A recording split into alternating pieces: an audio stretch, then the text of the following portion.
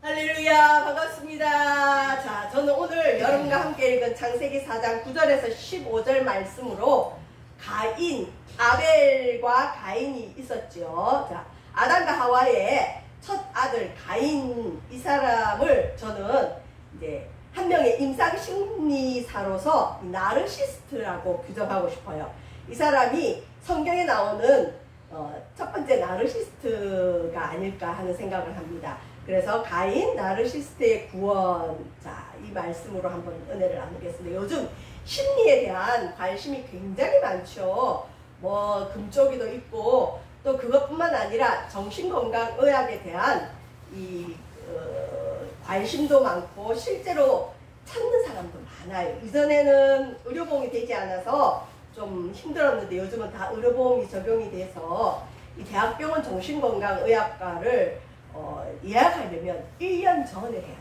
그러니까 그만큼 사람들이 이 마음에 이제 병을 가지고 있다, 불안을 가지고 있다, 우울을 가지고 있다, 그렇게 보면 되는데, 자, 보통 정신건강의학을 찾는 분들은 이제 불안이 많은 사람이 찾고 자기 발로 이제 내원을 하죠. 그 다음에 우울 심리가 강한 사람이 자기가 문을 두드려요. 그런데 여기 나오는 사이코패스나 소시오패스나 나르시시스트라 그러는데, 요런 사람들은 자기는 살기가 괜찮아요. 근데 주변 사람들이 힘들어서 너 정신건강의학과 한번 가봐라. 근데 이 사람들은 절대 안 갑니다. 근데 이 사람들이 실제로 가야 될 사람들이거든요. 그래서 이게 정신건강을 두 부류로 나누면 어떤 고통이나 불안이 있거나 또 부정적인 일이 있을 때 내가 나를 공격하는 사람은 오히려 괜찮아요. 그런 사람들은 정신질환이 아니에요. 어떻게 보면 본인이 찾아가서 빨리 나을 수 있죠. 그런데 실제로 치료가 깊이 필요한 사람들은 이 성격 장애라 그래요. 이런 사람들인데, 자, 우리가 흔히 사이코패스 그러죠. 사이코패스는 우리 뭐 연쇄 살인마들 보면 사이코패스가 많죠. 이 사이코패스는 유전적인 뇌가 달라요. 일단 이 타고난 뇌가 일반 사람하고 다르기 때문에 이 사람들은 양심이 없을 뿐만 아니라 법과 윤리에 대한 기준이 없어요.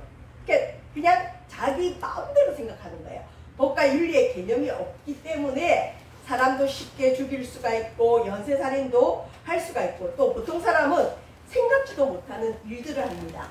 자, 근데 이 사이코패스를 이제 그 정신건강의학에서는 반사회적 인격장애를 봅니다. 인격장애. 자, 일종의 인격장애죠. 그 다음에 이 사이코패스로 태어난 사람이 소시오패스로 자라는 경우가 있어요. 이 사람은 조금 다른 게 법과 윤리 개념은 있어요. 있지만 자기 양심보다는 이익을 쫓아갑니다. 그래서 이 소시오패스들은 사회에서 굉장히 성공한 CEO들, 지배자들, 이런 사람들이 소시오패스가 많아요. 그런데 이 사람도 역시 반사회적 인격장애예요. 주변 사람들이 굉장히 고통을 많이 겪습니다. 이 사람한테. 왜냐하면 이 사람은 오로지 자신의 성공을 추구하기 때문이죠. 자, 그 다음에 이제 조금 다른 분야인데 나르키소스라고 해가지고 그리스 로마 신화에 이 나르키소스라는 이 남자가 이 물에 비친 자기 모습을 보다가 자기하고 사랑에 빠졌어요. 너무 자기가 아름답다고 거울처럼 그 물을 바라보다가 그 물에 빠져 죽어요. 그래서 이 자기 자신을 사랑하여 죽었어요. 그래서 이 사람들을 이제 나르시스트라 그러는데 이거는 그냥 상식적으로 아시면 좋아요. 자, 나르시스트, 이걸 이제 영어 때 이걸 우리나라 말로 해보면 자기애성 성격장애라 그래요. 자기를 굉장히 모든 게 자기 중심, 우주의 중심이 자기다, 자기가 주인공이 돼야 된다. 자기애성 성격장애라 그러는데, 여러분 성격장애는 그야말로 장애입니다. 이 사람들은 절대 자기 잘못을 인정하지 않아요. 이것들이 이제 나르시스트 성격 장애인데, 이 사람들 특징이 뭐냐? 모든 것을 타인의 탓을 해요. 그 다음에 상황이 좋지 않았다, 환경의 탓으로 돌린다. 그래서 이 자기애성 성격 장애인 사람하고 대화를 나누다 보면 자기는 잘못한 게 하나도 없고 모든 것이 다른 사람들, 상황, 환경의 탓으로 돌립니다. 그리고 건강한 자기 성찰이 없어요. 그러니까 당연히 이 사람에게 반성이라는 건 없어요. 아, 내가 내일은 이거 하지 말아야지, 앞으로는 내가 이걸 조심해야지, 그런 게 없어요. 그 다음에 지나친 자기애로 자기만이 무대 주인공, 주목의 대상이 돼야 된다. 왜냐하면 내가 너무 잘났기 때문에 나는 잘못하는 것도 없고 내가 하는 건 모두 다 옳고 나는 모든 것의 주인공이 돼야 된다. 빛나는 사람이죠. 그러다 보니까 이 사람들은 오로지 관심이 자기이기 때문에 타인의 고통에 대해서 공감해 주는 게 어려워요. 그래서 우리 흔히 보면 공감 능력이 부족한 사람들 보면 나르시스트인 경우가 많아요. 그 다음에 더 나아가서는 타인이 와서 또 자녀들이 와서 배우자가 와서 나 이거 너무 힘들어 얘기를 해도 그걸 무시해버려요. 안 들어요. 들으려고 하지 않습니다. 그 다음에 이 사람들의 그 관심은 뭐냐, 이 소시오패스처럼 자신의 이익에 오로지 관심이 있어요. 그래서 자기의 이익을 위해서 사람을 이용합니다. 이용할 뿐만 아니라 다른 사람들은 자기를 빛나게 할 배경이고 자기는 주인공이에요. 그래서 다른 사람을 자신을 빛나게 할 도구로만 사용합니다. 이 사람들은 왜 이렇게 됐을까요?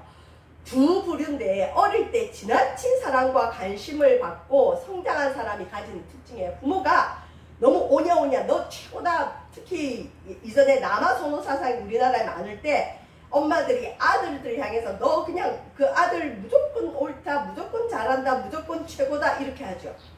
그러다 보면 자기는 틀린 게 없고 자기는 모든 것의 중심이고 자기는 빛나는 사람이고 다른 사람들은 자기를 빛나게 해줘야 될 도구일 뿐이다 해서 나르시스트가 되는 경우가 많아요. 또 하나는 어릴 때 학대나 방임으로 인해서 자존감이 지나치게 낮은 자가 또 나르시스트가 돼요. 이 학대를 받고 방임을 받았기 때문에 자기가 가진 게 너무 없잖아요. 그러다 보니까 이제 이 가면 쓰듯이 자기 애를 드러내는 이런 사람도 있어요. 그러니까 극과 극의 두 부류가 있을 수 있어요. 그리고 사람의 외적인 조건에 집착합니다. 하나님은 중심을 보죠. 그리고 제대로 된 사람은 그 사람의 성품을 봐요. 그런데 이 나르시스트는 빛나는 걸 좋아하기 때문에 사람들의 외적인 조건을 봐요. 입은 옷, 학벌, 외모, 뭐 재력 이런 거에 관심이 있고요. 그 다음에 이러다 보니까 이 사람들 특징은 뭐냐? 강약, 약강이에요. 강한 사람 앞에는 비굴하게 약하고 약한 사람은 밟아요. 참 나쁜 사람들이에요. 그 다음에 이 사람들이 움직이는 유일한 그 모토가 하나 있는데 자기에게 이익이 있을 때 움직여요. 이익. 그리고 모든 것을 자기의 이익으로 이렇게 계산하는 사람이고, 이 나르시스트 특징은 또 거짓말을 잘해요. 타인을 이용하기 위해서 자기가 빛나기 위해서 거짓말 정도는 아무렇지도 않게 하고, 이제 제일 심각한 게 뭐냐? 가스라이팅이라고 그러죠.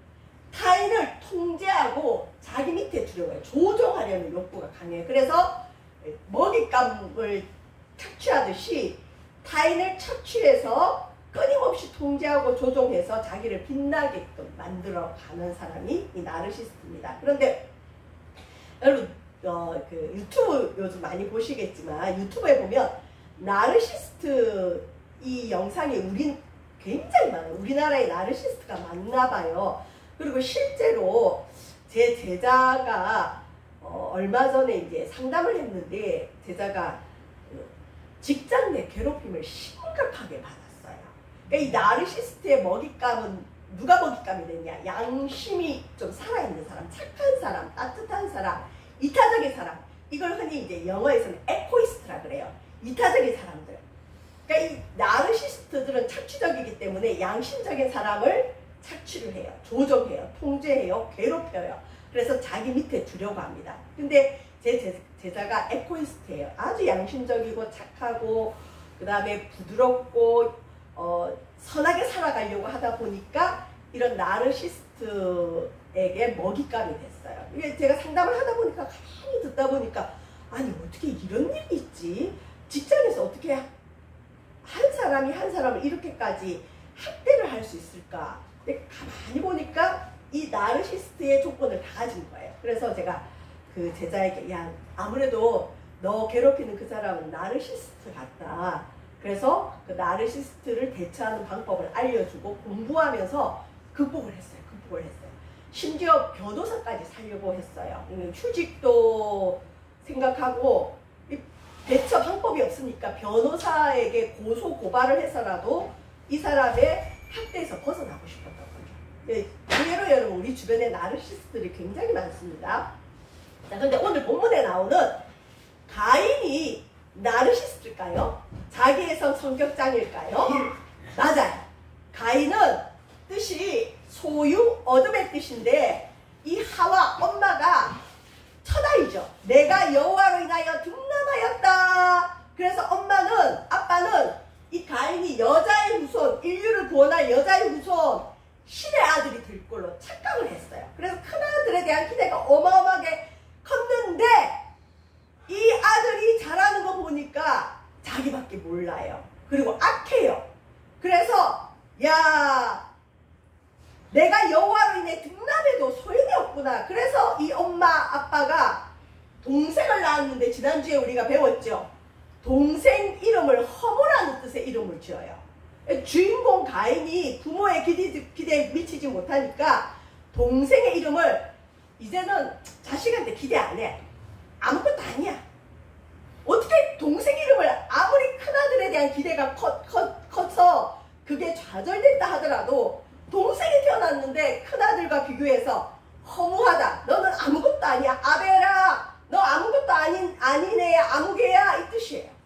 자, 부모의 어떤 죄성이죠. 자, 그런데 가인이 왜 나르시스트일까요? 여러분 한번 보세요. 어릴 때부터 여호와의 소유, 여호와께로부터 얻은 아들이라는 칭송을 받았어요. 그러니까 부모가 오냐 야, 너는 우리의 첫아들, 하나님이 여자의 후손이 뱀의 머리를 상하게 한다는데 아마 네가 여자의 후손이 될 것 같아. 너로 인해 인류가 구원받을 것 같아. 부모가 이렇게 떠받들어 키운 거예요. 그러다 보니까 여러분 성경을 읽다 보면 아시겠지만 가인은 거침이 없는 사람이에요. 거침이 없어요. 자기가 뭐 잘못한다는 생각조차도 못해. 왜? 자기는 신의 아들, 자기는 여호와께로부터 난 사람이니까 틀릴 리가 없다. 이런 착각 속에 살아가는 사람 같아요. 부모의 기대를 한 몸에 받고 자라고 자신이 주인공이라는 특권의식이 있어요. 그러니까 여러분 성찰이나 반성이나 특히 이 나르시스트들은 회개가 없어요. 가인이 회개했다는 말이 성경에 안 나와요. 회개를 못합니다. 안 합니다. 회개할 게 없어요, 이 사람들은. 자, 제일 중요한 건 가인이 왜 나르시스트라고 보느냐.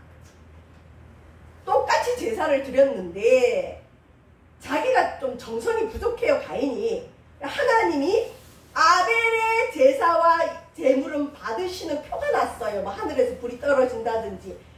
제사의 장면, 제사가 최고거든요. 여러분 예배가 최고예요. 이게 모든 것을 좌지우지하니까. 그래서 부모와 함께 예배드리는 그곳에서 자기가 주인공이 돼야 되는데 아벨이 주인공이 되는 거예요.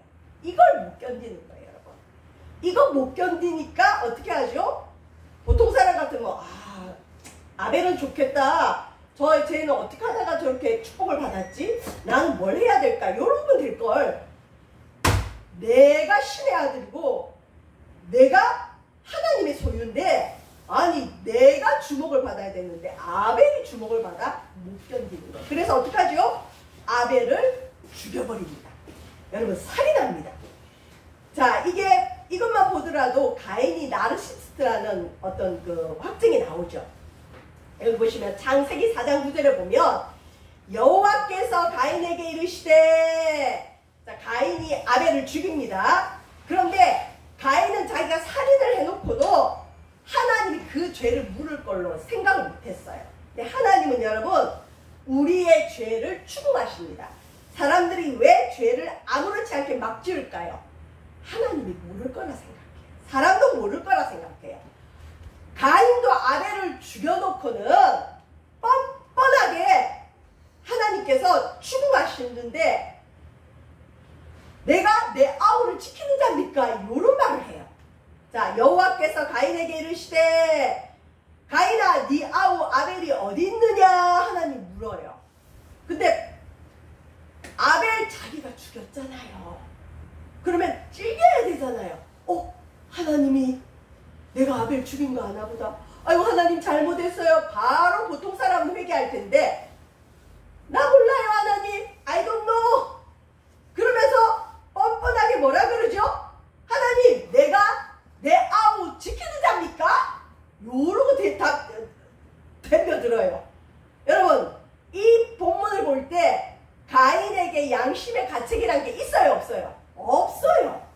저와 여러분 하나님이 하나님 말씀 다음으로 주신 게 있는데 양심이에요. 양심이 찔려야 돼요. 양심은 우리를 하나님께로 바로 인도하는 겁니다. 자, 내가 내 아우를 지키는 자입니까? 반성도 없고 회개도 없고 그 다음에 성찰도 없고 뻔뻔합니다. 그 다음에 그랬더니 하나님께서 포기 안 하시죠. 가인아 네가 무엇을 했느냐? 이 말은 뭐냐? 네가 네 아우 아벨 죽였지. 근데 우리 하나님은 꼭 요렇게 안 하고 자꾸 돌려서 얘기해요. 깨닫기를 원하시는 거죠. 네가 뭘 했느냐? 자, 그러면서 직접적으로 어떻게 얘기하시느냐? 네 아우의 핏소리가 땅에서부터 내게 호소하느니라. 창세기 4장 위에 보면 8절에 보면 가인이 아벨을 들로 불러다가 거기서 쳐서 죽여요. 그리고 아마 땅에 묻은 것 같아요. 그래서 아벨이 죽을 때 그 피가 흘러서 무고한 피가 흘러서 그 땅이 그 피가 막 하나님께 호소하는 거예요. 여러분 이 땅에 저주받은 땅이 있는데 어떤 땅이냐? 무고한 학살이 많이 일어난 땅, 피가 많이 흐른 땅은 여러분 저주받습니다. 자, 여기서 보면 핏소리가 땅에서 호소한다. 이 본문을 가지고 우리가 한번 생각해 보겠습니다. 아니 죽으면 끝이지. 우리가 흔히 죽으면 끝이지 이런 말 많이 하죠. 예수 믿자고 해도 죽으면 끝이지 이러죠. 아니 죽어봐야 알죠 그러죠. 그런데 여러분 아벨은 죽었는데 끝이 아니에요. 아벨의 핏소리가 땅에서부터 막 하나님께 호소하는 거예요. 억울하다고. 하나님 내가 살인을 당했어요. 나는 지은 죄도 없는데 억울해요. 자, 이게 왜 그러냐면 여러분 사람은 여호와의 형상으로 창조되었지요. 그리고 하나님이 그 코에 생기를 넣어서 사람이 생명이 되었습니다. 그래서 사람은 여러분 동물하고 다르게 영적인 존재예요. 자, 사람은 죽음으로 끝나지 않아요. 근데 동물은 여러분 죽으면 끝이에요. 어떤 사람은 요즘 애완견, 애완묘, 애완동물 인기가 많죠. 장례식도 치러주고 또 어떤 사람은 기도해요. 하나님 천국 가도 우리 이 강아지, 이 고양이 꼭 만나게 해주세요. 우리 천국에서 같이 보자 이러고 있어요. 죄송합니다. 동물은 영이 없기 때문에 여러분 죽으면 끝이에요. 그래서 그냥 먹으면 돼요. 짐승은 그냥 잡아서 먹는 거예요. 끝이에요. 끝. 영이 없어요. 죽으면 끝이에요. 그런데 사람은 아벨처럼 영이 있어요. 그래서 한 번 죽는 건 사람에게 정하신 일이지만 영이 있기 때문에 영원히 살든지 영생, 영은 안 죽어요. 여러분 영은 안 죽어요. 동물은 영이 없기 때문에 육과 혼만 있기 때문에 죽으면 끝이에요. 근데 사람은 영이 있어요. 그래서 영원히 살든지 아니면 영원히 죽든지 이어져요. 그래서 우리가 전도해야 됩니다. 지옥이 우리가 지옥 설교를 잘 안 하죠. 근데 지옥이 있어요. 여러분 성경에 지옥이 있어요. 지옥은 죽고 싶어도 죽을 수가 없는, 자살하고 싶어도 자살할 수 없게 계속 고통 가운데 살아가는 거예요. 여러분 이 땅에서 예수님을 믿으면 영원한 생명, 예수님의 피로 죄 씻음 받지 않고 죄 있는 그대로 죽으면 영원한 벌을 받습니다. 그래서 저와 여러분 전도해야 됩니다. 지옥이 없다면 전도할 필요가 없죠. 인간은 동물과 달라요. 죽음으로 끝나는 게 아니에요. 영원히 살든지 영원히 죽든지. 여러분만 영원히 살겠습니까? 안 되죠. 여러분 사랑하는 가족, 자녀, 친구, 여러분의 소중한 사람들에게 꼭 예수 그리스도를 전하시길 바랍니다. 여기 보세요. 아벨이 죽었는데 가인은 그렇게 생각했을 거예요. 죽으면 끝이지. 근데 끝이 아니에요. 하나님이 그 영을 보고 있습니다. 아벨의 핏소리가 땅에서부터 호소한다. 여러분 무고한 사람을 죽이면 그 영혼이 죽어서도 하나님 앞에 그 피는 영이거든요. 영으로 호소해요. 그 다음에 사람을 미워하는 것도 예수님은 살인이라 그랬어요. 그래서 어떤 사람을 극심하게 미워하면 그 사람의 영혼을 죽이는 것과 동일합니다. 저와 여러분, 한 번 죽는 것은 사람에게 정하신 일이고 그 후에는 심판이 있습니다. 가인이 이걸 알았더라면 그렇게 쉽게 동생을 죽였을까요? 가인이 자기 속에 하나님의 영이 있는 걸 알았더라면 그렇게 쉽게 죄를 지었을까요? 그렇게 못했을 거예요. 가인은 굉장히 육적인 사람입니다. 육적인 사람은 이 세상만을 위해 살아가고 육체만을 위해 살아갑니다. 그래서 전도 안 해요. 저와 여러분은 반드시 영생이 있음을 믿고 영벌이 있음을 믿고 여러분 죽어가는 영혼, 죽어있는 영혼들에게 예수님을 전하는 저와 여러분 되길 바랍니다. 이게 우리가 영적인 존재라는 뜻이에요. 자, 그 다음에 하나님이 가인의 죄 때문에 가인이 저주받는 걸 알려줘요. 자, 무섭지요? 땅이 그 입을 벌려, 여러분 땅이 의가 돼 있죠. 입을 벌려서 너의 손에서 네 아우의 피를 받았은즉. 가인은 자기가 예배의 제사의 주인공이 돼야 되는데 허접한 거 드려도 자기의 재물을 하나님이 받았다는 표가 나야 되는데 아벨의 재물을 하나님이 받으니까 저 죽여버리자. 죽으면 끝일 줄 알았어요. 그런데 절대 끝이 아닙니다. 억울한 피를 땅이 받아요. 그렇기 때문에 가인은 땅에서 저주를 받아버립니다. 여러분 가인은 농사하는 사람인데 농사하는 사람이 땅에서 저주가 받으면 이 사람 어떻게 되죠? 굶어 죽어야 돼요. 생계가 끊어지는 겁니다. 근데 하나님은 땅에서 네가 저주받는다는 말로 가인의 죄를 계속 드러냅니다. 자, 그 다음에 나르시스트를 다룰 수 있는 방법이 있다 그랬죠. 나르시스트는 어떻게 자기애성 성격장애가 심각한 사람은 어떻게 다루느냐? 손해를 입히면 돼요. 손해를. 예를 들어서 내가 나르시스트한테 엄청 당해서 굉장한 피해를 봤어요. 그러면 그 사람도 비슷한 손해를 가질 수 있도록 깨우쳐줘야 돼요. 하나님이 가인을 잘 안 거예요. 그래서 네가 농사하는 자인데 땅에서 너는 저주받는다. 손해를 상기시켜요. 가인이 이제 귀가 좀 열렸을까? 아니, 내가 땅에서 저주를 받는다고?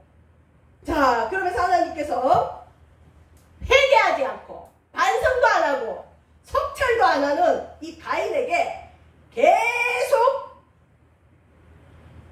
하나님이 죄에 대한 선고를 합니다. 가인의 살인죄에 대한 하나님의 선고인데 가인아, 너 농사하는 자지? 네가 이제부터 밭을 갈아도 네가 농부지만 땅이 다시는 그 효력을 내게 주지 아니할 것이요. 농사지어도 거둘 수가 없다는 거예요. 그 다음에 너는 농사하는 자지만 농사하는 사람은 여러분 정착생활을 해야 돼요. 씨를 뿌리고 그 다음에 자라게 하고 거두고 정착생활을 해야 되는데 가인이 땅을 더럽혔기 때문에 땅에 저주가 오게 했기 때문에 무고한 피를 흘렸기 때문에 땅이 가인을 거부해요. 그래서 가인은 농사 짓고 살 수가 없어요. 이제 가인의 후손들은 농사 못 짓고 딴 일을 합니다. 여러분 나중에 보면. 그리고 이후로 가인은 땅에서 늘 피해요. 땅을 피해요. 여러분 사람이 땅을 피하고 살 수 있어요? 못 살아요? 못 살죠. 불안감. 엄청난 불안에 시달리는 거죠. 그 다음에 이리저리 방황하는 자가 될 거다. 유리하는 자가 될 거다. 너는 여기저기 떠돌이로 살아야 된다. 이유가 뭐냐? 네가 땅을 더럽혔기 때문이다.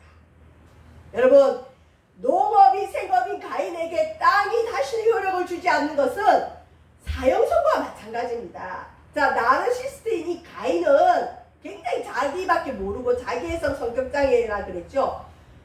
그를 회개시킬 수 있는 유일한 길은 그에게 실질적인 피해를 주는 거예요. 하나님이 이걸 알고 가인 너는 이제부터 농사 못 짓는다. 아니 평생 농사만 짓던 가인인데 너 이제 농사 못 짓고 너는 여기저기 방황하면서 유리하면서 떠돌이로 살 것이다. 여러분 하나님의 이 말을 들은 가인이 이제서 정신이 번쩍 나겠죠. 아이쿠 나 이제 큰일 났구나. 여기서 보세요. 자기가 아벨을 죽이고 아벨이 얼마나 억울했고 그 다음에 하나님이 그 아벨의 죽음을 얼마나 아파하는지에 대한 관심은 일절 없어요. 가인이 언제 정신이 번쩍 나느냐. 아이고 내가 땅에서 피하며 유리하는 자가 된다고. 나는 이제 실질적인 피해를 보는 거구나. 요때 가인이 하나님 말씀에 귀를 기울입니다. 가인이 뭐라 그러죠? 이제서 뭐랍니까? 처음으로 하나님 앞에 꼬꾸라집니다. 내가 내 아우를 지키는 자입니까? 요러던 가인이 손해를 입게 된다는 말을 듣고는 뭐라냐? 가인이 여호와께 아뢰되 내 죄벌이 지기가 너무 무겁습니다. 여러분 하나님이 말씀을 통해 환경을 통해 사람을 통해 자꾸 얘기하라고 기도하라고 몰아쳐도 기도하지 않으면 어떻게 하죠? 하나님께서 그 사람에게 막대한 손해가 가게끔 해요. 그러면 보통은 다 정신 차려요. 가인이 그랬어요. 주님 내 죄벌이 지기가 너무 무겁습니다. 이제서 자기의 처지를 깨달은 거죠. 여러분 가인과 같은 나르시스트는 우리가 물론 예수님의 사랑으로 사랑해야 되지만 그 사랑에는 공의가 있는 사랑이에요. 그 사람으로 인한 피해가 없도록 여러분 그 사람에게 피해가 갈 수 있도록. 그래서 그 직장 내 괴롭힘을 당했던 제 제자에게 제가 내린 처방은 변호사는 마지막 방법이고 어쨌든 상사에게 의논을 해서 그 사람과 분리되고 그 다음에 그 사람의 악행을 공론화하고 그 다음에 그 사람에게 피해가 가게끔 하라고 제가 알려줬는데 그대로 해서 실은 나르시스트와 같은 굉장히 악한 사람한테 괴롭힘을 당하던 제 제자가 지금 잘 지내고 있습니다. 여러분 이거예요. 너무너무 악한 사람들은 말로 안 돼요. 손해가 가요. 손해. 그러면 정신을 차려요. 가인이 보세요. 내 죄벌이 치기가 너무 무겁습니다. 이건 회개도 아니에요. 자기 처지를 비관하는 거죠. 자, 가인이 처음으로 자신의 죄를 인정합니다. 죄를 먼저 인정해. 주님 내가 살인죄를 지었어요. 내 동생 아벨을 죽였어요. 그런데 여러분 죄보다 그냥 죄벌 같이 그래도 어쨌든 죄와 벌을 인정하는 모습입니다. 끝까지 자신이 아벨을 죽였다는 말은 안 해요. 하나님께 잘못했다고 안 해요. 그냥 내가 너무 이 벌은 내게 너무 무겁습니다. 이 정도 얘기만 하죠. 그 다음에 오직 관심이 자기가 받을 벌과 손해와 피해만 있어요. 하나님과의 관계에서 내가 뭘 잘못했는지에 관심 없어요. 내가 아벨에게 어떤 피해를 줬는지 관심 없어요. 오로지 내가 어떤 손해를 입을까? 내가 어떤 피해를 볼까? 내가 어떤 벌로 인해서 고통을 당할까? 오로지 자기밖에 없어요. 자기. 그러니까 자기에서 성격장애. 자기밖에 없죠. 나르시스트, 영어로 나르시스트라 그러죠. 자, 여러분 이 나르시스트가 수소나가 나르시스트 상징이에요. 자기를 너무 사랑하는 거예요. 자기밖에 없어요. 하나님도 없고 타인도 없어요. 오로지 자기. 그래서 하나님 앞에 자기의 죄를 회개하는 모습이 아니라 자기가 겪을 어려움에 대한 호소만 있다. 그래서 이 나르시스트들이 우는 것도 보면 여러분 회개의 눈물은 하나님 앞에 잘못했다고 회개하면서 우는 회개의 눈물을 하나님 받으시지만 자기가 앞으로 겪을 손해, 피해, 어려움 생각하면서 자기 처지를 비관하면서 자기 연민에 빠져서 우는 울음을 나르시스트는 울 수 있어요. 그래서 그 회개의 눈물이 아닐 수가 있어요. 자기 비관의 눈물이고 자기 연민의 눈물입니다. 그래서 회개가 없어요, 이 사람. 그 다음에 여기도 보시면 이제 주님 앞에 변론을 하는데 이 가인이 이 한 문장에 여러분 나가 몇 번 나와요? 나 4개 나 주는 한 번 주께서 하나님께서 주는 한 번이고 나 오로지 자기예요. 저와 여러분은 하나님 나는 조금 나는 없어도 돼요. 근데 가인은 오로지 자기로 충만해요. 자 보세요.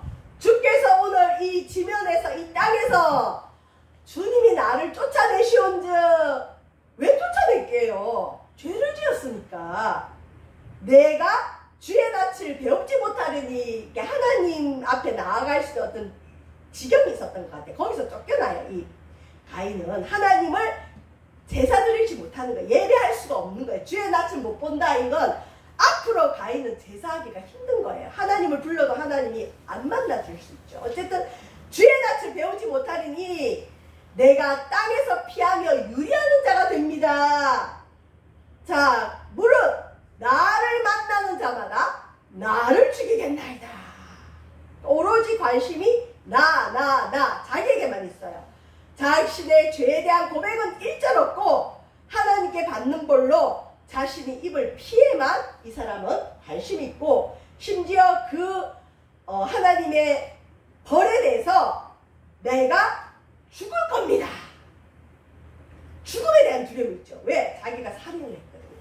여러분 사람은 심은 대로 거둡니다. 살인한 사람은 죽음에 대한 두려움이 있어요. 도둑질한 사람은 자기 물건 빼앗길까봐 두려워요. 자기가 아벨을 죽인 벌로 자기도 이제 누군가가 나를 죽이겠다 이렇게 얘기하는 거죠.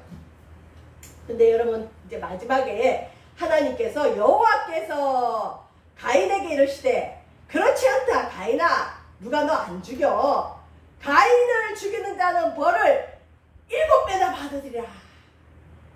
가인에게 표를 주사 그를 만나는 모든 사람에게서 죽임을 면하게 하시니라. 우리 같으면 그래 너 죽어라. 너는 실컷 고생해야 정신 차리지 그럴 텐데 가인이 죽음을 두려워하니까 가인아 내가 너에게 표를 하나 주겠다. 여러분 데미안이라는 헤르만 헤세의 그 소설 보면 가인의 표가 나와요. 이게 뭐 짐승 여러분 보면 짐승 그 이거 누구 거 이래 도장 찍듯이 그런 편지 어떤 건지는 몰라요. 그런데 어쨌든 사람들이 가인에게 어떤 표를 봐요.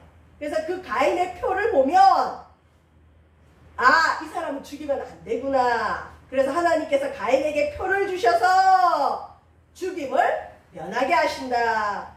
여러분 살인자, 회개도 안 하는 자, 반성도 없는 자, 자기 성찰도 없는 자, 그럼에도 불구하고 두려워요, 무서워요, 나를 죽일 거예요 두려워하니까 하나님이 살인자 가인에게 긍휼을 베풀어 주십니다. 여러분 하나님은 참 사랑이 많으시죠. 나르시스트 그 영상을 보면 대부분 그 영상의 그 심리학자들은 뭐라고 하냐면 그냥 관계 끊어야 된다. 안 보고 살아야 된다.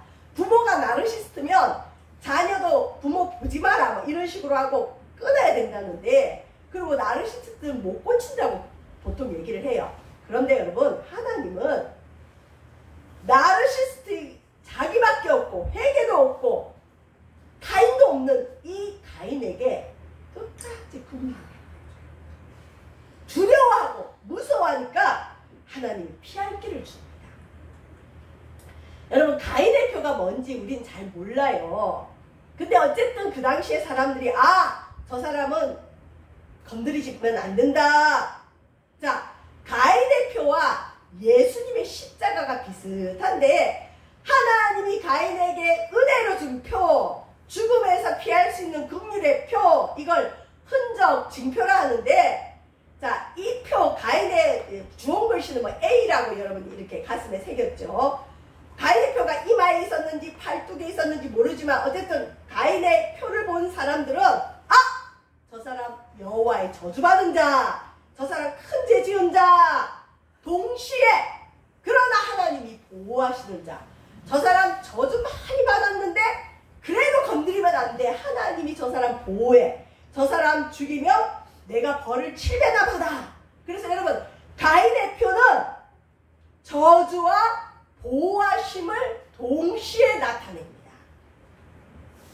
자, 우리 십자가 한번 보세요. 예수님이 지신 십자가도요, 여러분. 지금은 이 십자가가 장신구고 자랑스러워하는 분들도 많지만 예수님 당시에 이 십자가는요, 제일 흉악한 죄인이 지는 형벌이었어요. 그래서 이 십자가도 표인데 죄인이라는 표예요. 죄인.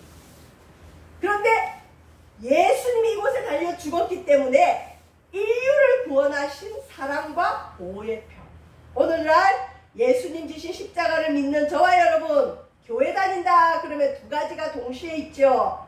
나는 죄인입니다. 나는 죄인입니다. 내가 죄인이라는 걸 인정하는 사람. 그 다음에 내가 죄인이지만 하나님이 나를 구원하셨어요. 십자가로.